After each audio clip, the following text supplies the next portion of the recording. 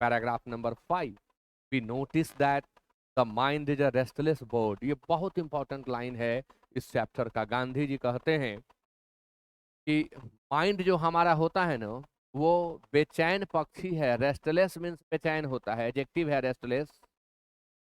हमारा माइंड जो है वो बेचैन पक्षी है। The more it gets the more it wants.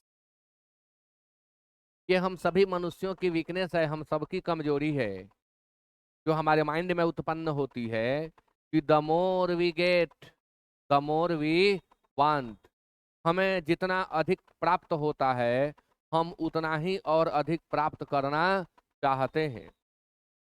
जिसको चलने के लिए साइकिल नहीं है वह साइकिल कैसे हो इसके लिए प्रयत्नशील है। जिसको चलने के लिए बाइक है, साइकिल है, वह बाइक के लिए प्रयत्नशील है कि वो बाइक हो जाती।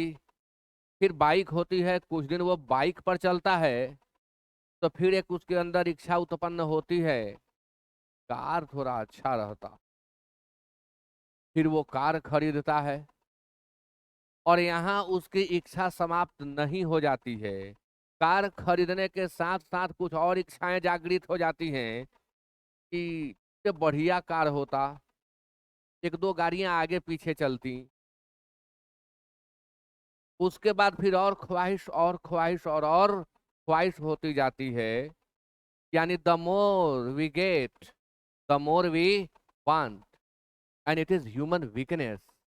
और आज के जमाने में हम इसे ह्यूमन वीकनेस ना कह करके हम कह सकते हैं कि यही हमें लीड करता है हमारे डिजायर्ड गोल की ओर।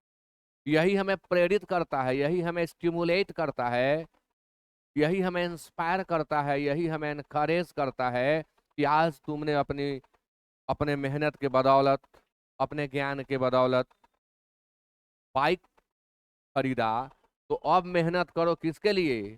कार खरीदने के लिए। और अब कार पे चल रहे हो तो थोड़ी अच्छी कार, थोड़ा बड़ा सा बंगला,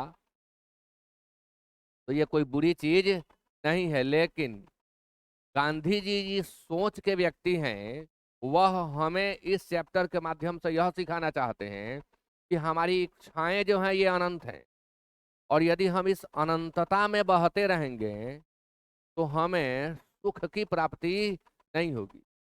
जो वास्तव में पीस ऑफ माइंड है वो हमें कभी प्राप्त नहीं होगा। इस चैप्टर का निचोड़ यही है। इसलिए हमें ये एक कंपैरिजन करके सिखा रहे हैं, बता रहे हैं कि human mind is a restless bird.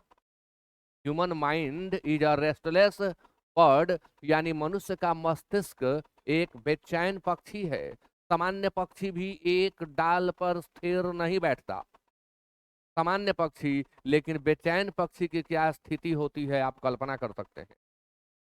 वही स्थिति हम सबकी है।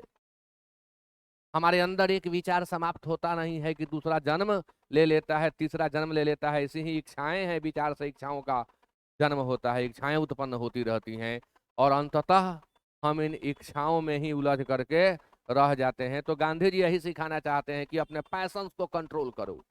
अगर आपको पीस ऑफ माइंड चाहिए तो किसको कंट्रोल करो? अपने पैशंस को कंट्रोल करो, और पैशंस को कंट्रोल करके ही आप पीस ऑफ माइंड को प्राप्त कर सकते हो और सुख वाला जीवन जी सकते हो। चलिए आगे बढ़ते हैं।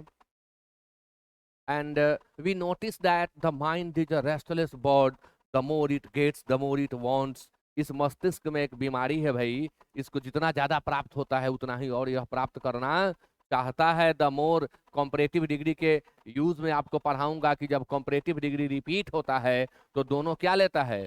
द लेता है। The more it gets the more it wants and still remains unsatisfied. जैसा कि मैंने आपको अभी बताया कि इसके बावजूद क्या हमारा मन संतुष्ट हो जाता है?